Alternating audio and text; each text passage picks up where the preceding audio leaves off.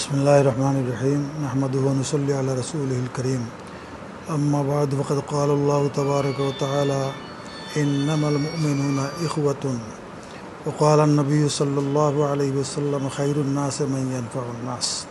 প্রিয় কিশোরগঞ্জবাসী, সম্প্রতি আমাদের দেশের দক্ষিণ পূর্বাঞ্চলের ফেনী, নোয়াখালী, কুমিল্লা, লক্ষ্মীপুর অঞ্চল স্মরণকালের ভয়াবহ বন্যার কবলে আক্রান্ত। তারা মানবেতর জীবনযাপন করছে, ঘরবাড়ি রাস্তাঘাট বিধ্বস্ত হয়েছে, নিত্য প্রয়োজনীয় সামগ্রী বেসে গেছে। এই সংকট নিরসনে আলহামদুলিল্লাহ ছাত্র, শিক্ষক, ব্যবসায়ী, চাকরিজীবী, বিভিন্ন সংগঠন ও প্রতিষ্ঠান এবং ইমাম ও উলামা সহ দেশের সকল শ্রেণী পেশার মানুষ উদার চিত্তে বন্যার্তদের পাশে দাঁড়িয়েছেন। আমরা সকলকে ধন্যবাদ জানাচ্ছি। আল্লাহ সকলের প্রচেষ্টা কবুল করুন। অতীতের ন্যায় ইমাম উলামা পরিষদ কিশোরগঞ্জ ও বন্যার্তদের সেবায় নিরলসভাবে কাজ করে যাচ্ছে।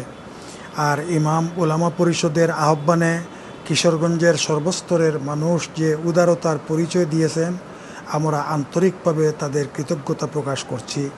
সাথে সাথে এই নিশ্চয়তাও প্রদান করছি যে আপনাদের গচ্ছিত আমানত যথাযথভাবে পৌঁছানোর লক্ষ্যে সর্বাত্মক চেষ্টা চলছে। গত ২৬ আগস্ট প্রাথমিক ধাপে প্রায় ১২ লক্ষ টাকার ত্রাণ সামগ্রী নোয়াখালীর হাজিরহাট, সেনবাগ ও সোনাইমুড়িতে ইমাম উলামা পরিষদের প্রতিনিধিগণ সরাসরি সরবরাহ করেছেন। এখনও ত্রাণ বিতরণ ও তথ্য সংগ্রহ কার্যক্রম অব্যাহত রয়েছে।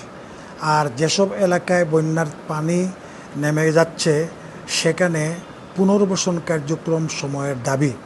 তাই ইমাম উলামা পরিষদের সকল শাখার সকল সদস্যদের জানাচ্ছি যে আগামীকাল শুক্রবার বন্যা দুর্গত এলাকার দুরবস্থার কথা তুলে ধরে আবার সার্বিক সহযোগিতার প্রতি মুসল্লিদেরকে অনুপ্রাণিত করবেন। মুসল্লিয়ানে কেরাম, যে কোনো মসজিদের ইমাম সাহেবের নিকট আপনাদের অনুদান পৌঁছালে তা আমাদের ইমাম উলামা পরিষদের তহবিলে পৌঁছবে। আল্লাহ আমাদের সবাইকে সকল দুর্গত মানুষের পাশে দাঁড়ানোর তৌফিক দান করুন। ইমাম উলামা পরিষদের পক্ষ থেকে সভাপতি শফিকুর রহমান জালালাবাদী।